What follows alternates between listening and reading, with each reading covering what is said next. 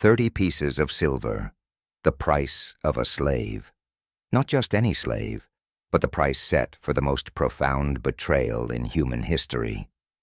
Imagine this. You're walking through the bustling streets of ancient Jerusalem, coins clinking in your pocket, each piece a reminder of the deal you've just struck. But these are not ordinary coins. They're the price for the betrayal of Jesus Christ, your leader, your teacher, your friend. Why would Judas, one of Jesus's own, agree to such a deal? Picture Judas Iscariot, a man who followed Jesus, witnessed miracles, and sat at his table. Now, see him stepping into the dimly lit room where the chief priests gathered, the air thick with plots and whispers. They slide a bag across the table, 30 pieces of silver, shining under the flicker of oil lamps. It's not just money, it's a symbol of Judas's surrender, a sign of his choice. But what drives a man to sell out his master? Is it simple greed, or is there more turmoil and conflict writhing beneath? Think about it. Have you ever faced a moment where temptation tugged at your sleeve, where the easier path glittered so temptingly in front of you? Judas faced such a moment, and he made a choice that would mark him forever in history. What would you do if you were in his sandals? Could the allure of money sway your loyalty? Shift your gaze from the clinking coins to the rolling hills of Galilee, where hopes soared as high as the eagles. Judas, like many, had dreams painted in bold strokes, dreams of liberation from Roman tyranny, dreams of a new kingdom ruled by Jesus. Imagine standing beside Judas, feeling the electric air of potential as Jesus speaks to the multitudes. But as the days pass, the expected revolution seems nowhere in sight. The kingdom Jesus speaks of isn't one of swords and thrones, but of hearts and spirits. Judas, a man of action, grows restless. Each parable about forgiveness and each miracle that doesn't overthrow the Roman oppressors twists his expectations into frustration. In his mind, the pieces are on the board, but the king isn't making the moves Judas anticipated. The zealot within him can't reconcile the spiritual kingdom with the political upheaval he desires. Disillusionment creeps in, cold and slithering, whispering doubts and dark thoughts. Have you ever believed in something so deeply, only to realize it's not what you expected? Judas finds himself at this crossroads, caught between the divine mission of his master and his own worldly ambitions. What would you feel if your greatest hope seemed to slip like sand through your fingers?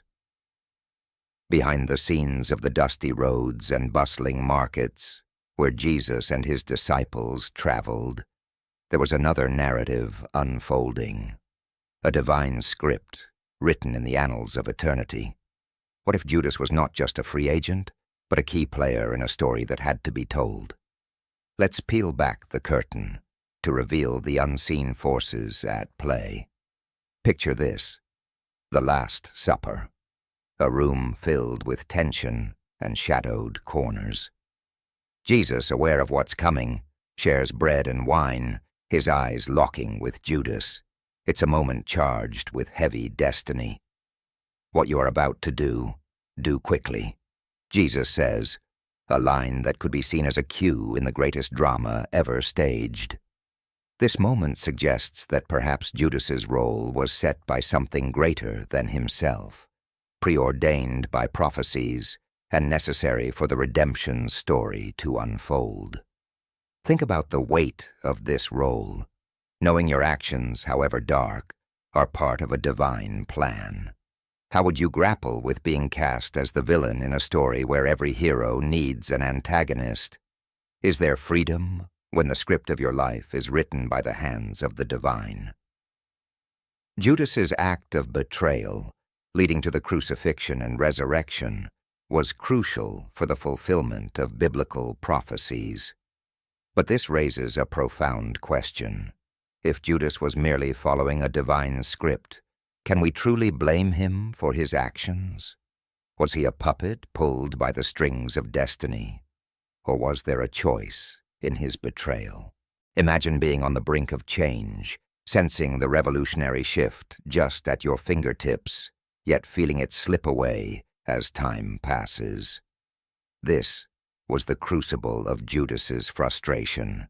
Perhaps his betrayal was not just a surrender to greed or destiny, but a desperate attempt to force action. Let's step into the shoes of a man who thought he could steer the course of history. Visualize Judas as he watches the days unfold, each one a missed opportunity in his eyes. He sees Jesus' miraculous powers and hears his profound teachings, but grows increasingly anxious for a more direct confrontation with the Roman rulers. In Judas's mind, the Messiah he follows must be a warrior king who would reclaim the throne of David, not just a spiritual leader preaching from the hillsides. What if, by handing Jesus over to the authorities, Judas was trying to ignite the spark of rebellion he so desperately believed was necessary? Think about a time when you felt impatient for change, whether in your personal life, your community, or on a global scale. Have you ever taken actions that were rash or misguided in your eagerness to see results? Judas might have felt that same urgency, pushing him to make a decision that would either make or break the revolution he imagined. Judas's impatience might have led him to betray Jesus, aiming to trigger a dramatic showdown. But was this act of betrayal a miscalculation or a calculated risk? Can we see Judas as a tragic figure, propelled by a desire for change but misguided in his methods? How do we balance our own desires for immediate results with the need for strategic patience? History often needs a villain, and Judas fits the part perfectly. But what if Judas was more of a narrative tool than a true traitor? Explore with me the possibility that Judas Iscariot was crafted into a scapegoat by later writers, used to explain the complexities of Jesus' mission and its violent end. Let's peel back the layers of historical storytelling, dive into the swirling currents of early Christian narratives. As the followers of Jesus strive to make sense of his unexpected crucifixion, they need a story that the masses can grasp, a clear cause for a tragic event. Enter Judas, the disciple who turns. His betrayal becomes a focal point, a necessary part of the story that fulfills prophecy and justifies the outcome. But was this portrayal fair, or was Judas simply the most convenient character to blame? Consider the villains and scapegoats in our own society. How often do we find someone to blame in order to make sense of complicated events? Judas's story challenges us to think about the narratives we accept and the ones we question. What do you think? Was Judas a real villain? Or was he molded into one by the needs of a narrative struggling to explain the inexplicable? Judas, as a scapegoat, raises complex questions about truth, narrative, and the creation of history. If Judas was indeed shaped into a villain to serve the story of Christianity, what does this tell us about the ways histories are written and remembered? Can we ever fully understand the true motivations of historical figures? Or are we always looking through the lens of those who write history? Imagine the ancient words of prophets echoing through the centuries, foretelling a betrayal that would shake the world. Now, see Judas, whose actions seem not just his own, but a fulfillment of destiny. Let's explore how the betrayal of Jesus by Judas was not a mere act of treachery, but a moment foretold by prophecies. Picture the ancient scrolls, written long before the streets of Jerusalem felt the tread of Jesus and his disciples. These texts speak of suffering and betrayal leading to salvation. As Judas hands over Jesus to the authorities, he unknowingly steps into the shoes of a character predicted by these prophecies. The 30 pieces of silver, the kiss in Gethsemane, each detail meticulously fitting into a larger prophetic puzzle. Was Judas merely a pawn in the cosmic game, his role predestined in the sacred texts? Think about the stories we know that seem too fitting, too perfect in their unfolding. Have you ever felt like a part of something bigger, a piece in a puzzle laid out by unseen hands? Judas's story compels us to ponder the power of prophecy and its impact on our understanding of free will. How does knowing the prophecies change your perception of Judas and his notorious act? As we consider Judas fulfilling ancient prophecies, we must ask, if his betrayal was prophesied, does it absolve him of guilt, or does it merely highlight the inevitability of his actions? Is it possible to condemn a man who was destined to betray? After the silver was counted and the deed done, what remains is the crushing weight of guilt. Picture Judas, once a trusted disciple, now a pariah amongst those he called friends, haunted by his own betrayal. Let's delve into the aftermath of his actions, exploring the remorse that consumes him. The Gospels paint a poignant picture of Judas's despair following his betrayal. Overwhelmed by guilt, he attempts to return the 30 pieces of silver, the price of his betrayal. The coins clatter to the temple floor, unwanted, as the priests refuse them.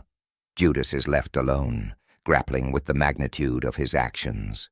The man who had dined with Jesus, who had witnessed miracles and preached the coming of the kingdom, now faces the darkest night of his soul. How does one carry the burden of having betrayed not just a leader, but a savior? Consider moments in your own life when you felt regret for a choice you've made. Think about the weight of that regret, how it can alter the course of your life. Judas's story is extreme, but it highlights the human capacity for remorse and redemption.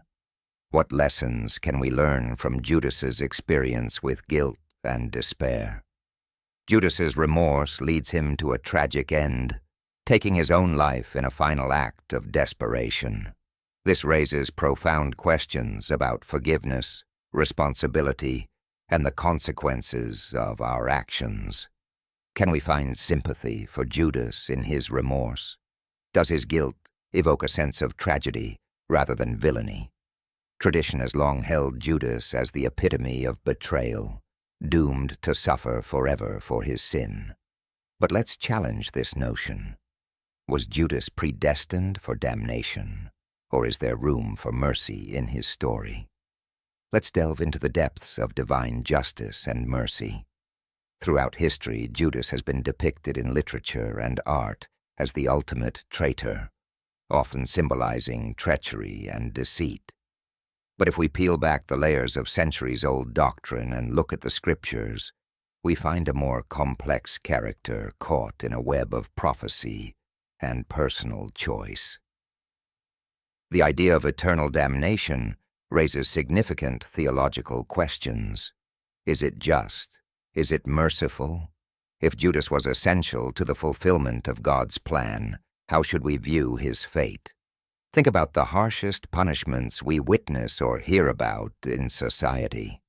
How do we reconcile these with the concepts of forgiveness and redemption? Reflect on Judas's role in the divine narrative. If his betrayal was necessary, does it make sense to condemn him forever? How does this shape our understanding of justice and mercy? The debate over Judas's fate challenges us to consider the balance between justice and mercy in our own beliefs. What does it mean to be eternally damned? Is there room for redemption for everyone, even Judas? How do we reconcile the image of a betrayer with the intricacies of his role in a divine plan? It's time to weave together the threads of this complex story and consider what Judas's life and actions teach us about human nature and divine purpose.